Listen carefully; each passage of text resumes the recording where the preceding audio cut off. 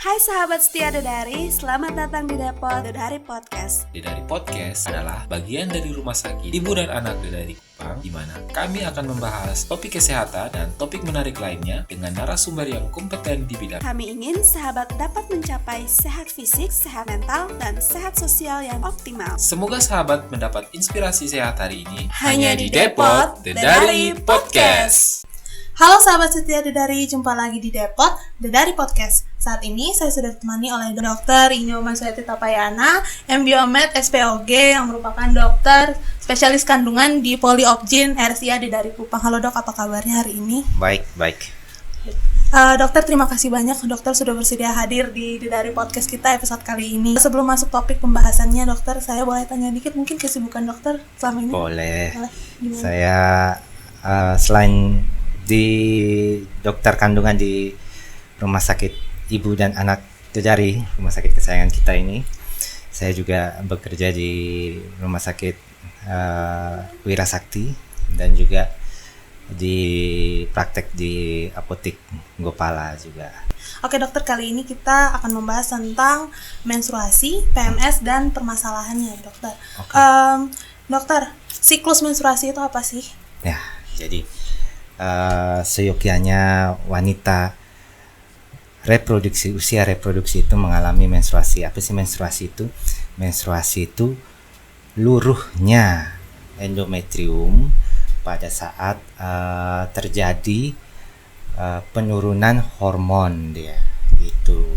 Pada normalnya sih setiap bulan pada usia reproduksi dan nanti akan berakhir pada saat menopause dia. Oke. Dokter, jadi siklus menstruasi ini dimulai sejak remaja ya? Sejak remaja. Remaja sampai nanti menopause. Oke. Dokter, jadi setelah saya cari tahu ya, menstruasi ini punya 4 fase gitu. Ada fase menstruasi, fase folikuler, fase ovulasi, sama fase luteal. Dokter bisa jelasin 4 fase ini untuk? Jadi kita ngomongin siklus menstruasi.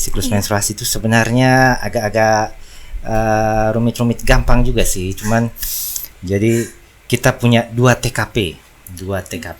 Jadi tempat kejadian perkara nih ada 2 nih kalau menstruasi nih. Yang pertama di ovarium, indung telur dia. Yang kedua ada di endometrium atau uterus, rahim dia, di cavum endometrium dia. Nah, jadi kita mulai pada saat menstruasi itu. Jadi di ovarium itu, indung telur itu terjadi pertumbuhan folikal dia. Terjadi pertumbuhan folikal yang seyogyanya itu pada saat wanita lahir tuh sudah ada 140.000 sel telur gitu. Terus setiap siklus tuh dia 10 berkembang, membesar dia sel telurnya itu, tapi hanya satu yang dominan, satu yang akan membesar, makin besar dia. Nah, itu disebut fase folikular dia, pertumbuhan sel folikel di sana. Nanti dia punya automatisasi, dia membesar sendiri, yang 9 yang lainnya tuh mati dia, degradasi dia. Nah, setelah dia cukup besar, dia akan menghasilkan estrogen. Estrogen ini yang membuat endometrium itu menebal dia. Di TKP yang kedua, endometriumnya menebal dia. Nah, setelah cukup besar dia, di pertengahan siklus terjadi ovulasi. Keluar sel telurnya, tertinggallah cangkangnya ini. Nanti tadi yang itu fase ovulasi itu ya. Terus cangkangnya ini akan menghasilkan hormon lainnya dia. Sudah keluar sel telurnya, saya akan hasilkan hormon progesteron dia. Nah, progesteron ini akan membuat di TKP kedua itu, di cavum endometrium itu menjadi lunak. Tadi sudah tebal, sekarang jadi melunak dia. Gunanya untuk apa? Kalau ada terjadi pembuahan, dia bisa nempel. Jadi progesteron dihasilkan oleh cangkang itu dinamakan corpus luteum dia. Cangkang ini bertahan 10 hari dia. 10 hari. Jadi dia mau tidak mau 10 hari dia harus degradasi, harus mati dia. Itu. Di saat dia mati, hormon estrogen dan progesteron itu sama-sama menurun dia. Tidak ada support dari kedua hormon tadi itu. Di TKP yang kedua, kavum endometrium itu terjadilah menstruasi dia. Supaya luruh dia. Yang tadi sudah menebal, melunak, sekarang luruh karena tidak ada hormon lagi yang menyokong dia tuh. Dia luruh. Tapi kalau terjadi kehamilan, hormon itu dipertahankan oleh kehamilan itu sendiri. Beta HCG dan progesteron tadi itu menghasilkan hormon, jadi dia tidak mens, dia tidak luruh juga endometriumnya tadi itu, jadinya tetap bertahan dia. Tapi kalau tidak terjadi kehamilan, otomatis menstruasi dia. Oke, dokter.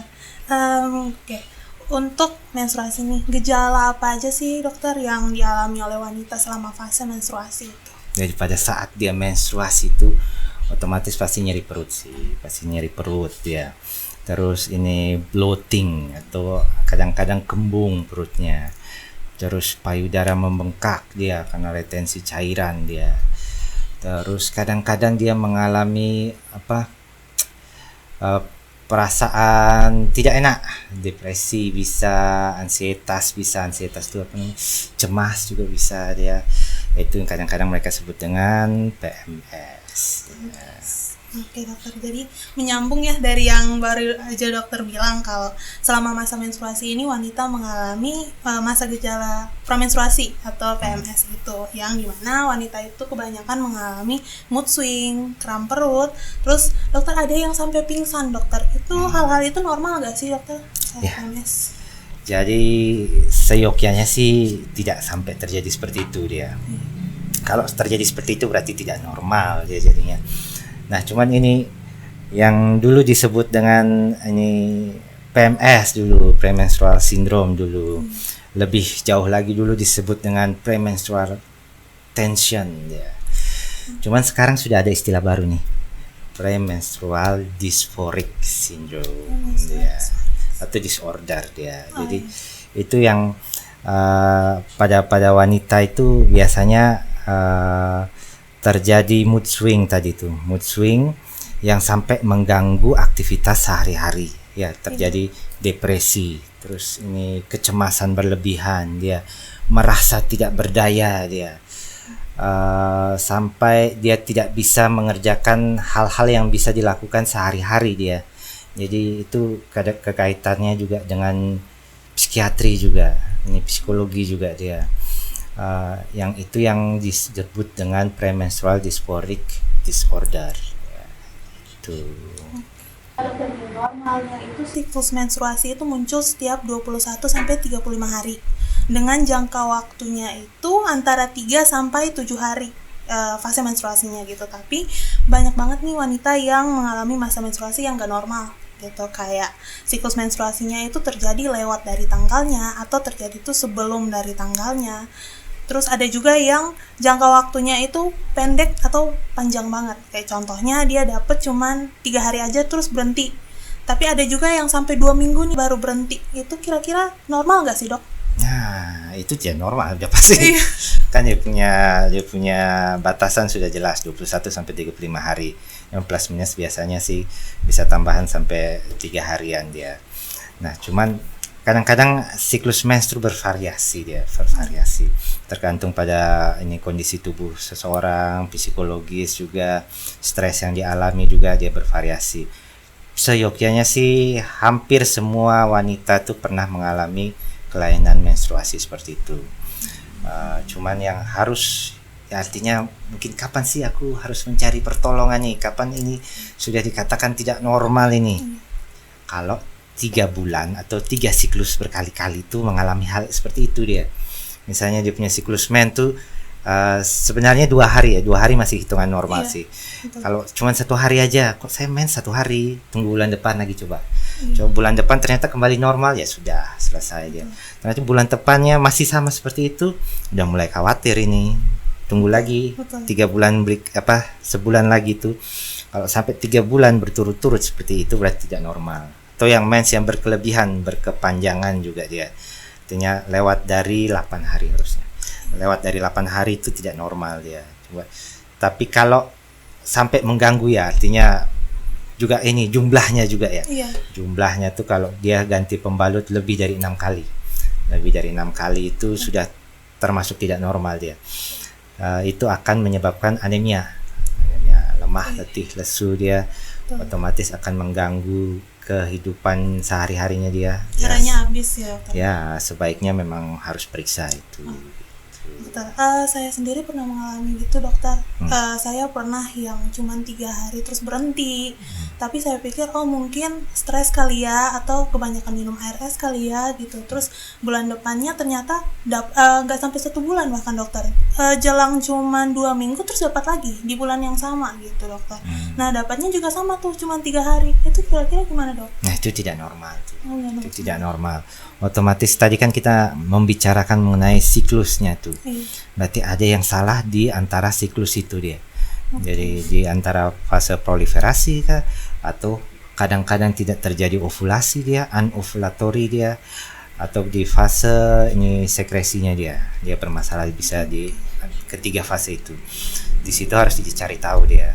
Kapan sih sebaiknya saya kontrol untuk mencari tahu dia pada saat sudah artinya sudah 3 bulan tadi berturut-turut, dan sebaiknya kontrol pada saat mens hari kedua. Tapi kalau misalnya tidak mens juga ya berarti itu harus kontrol tuh.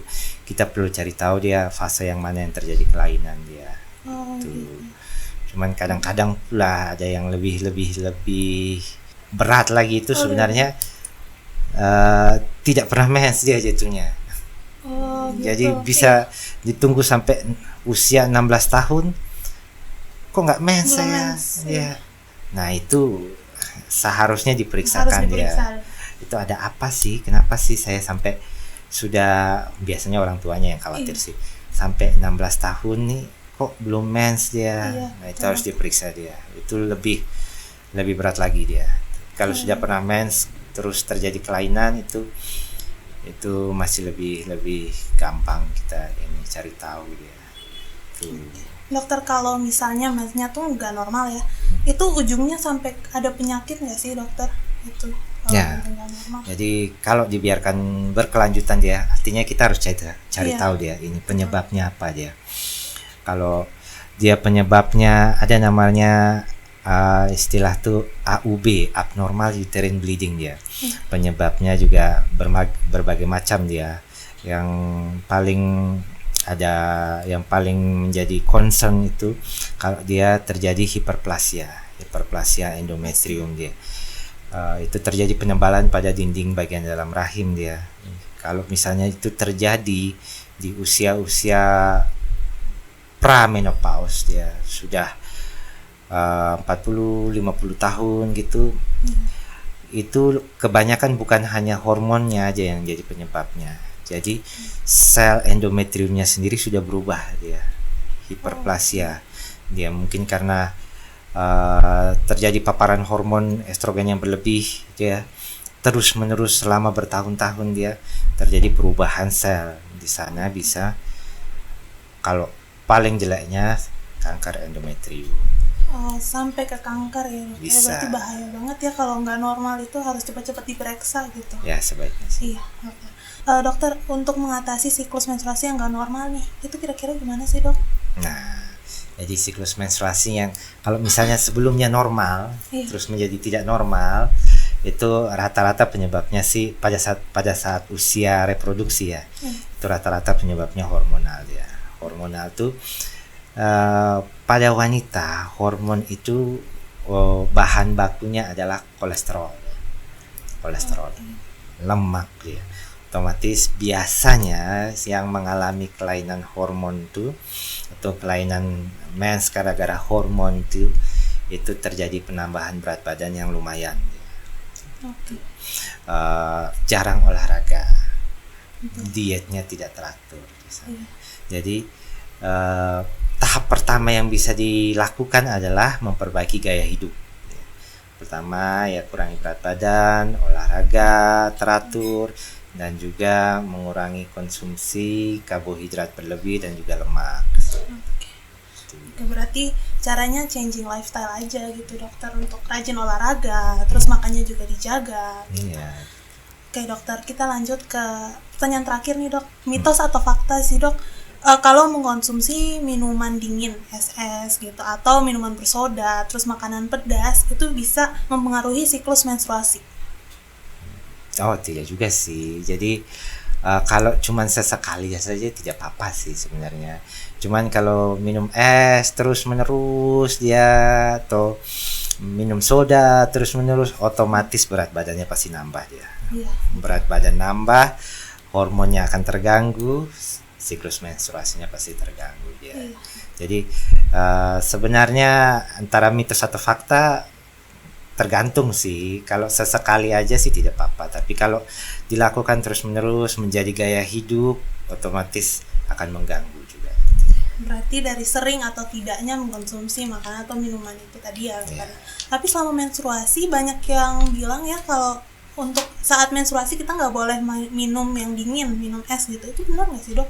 Mempengaruhi gitu?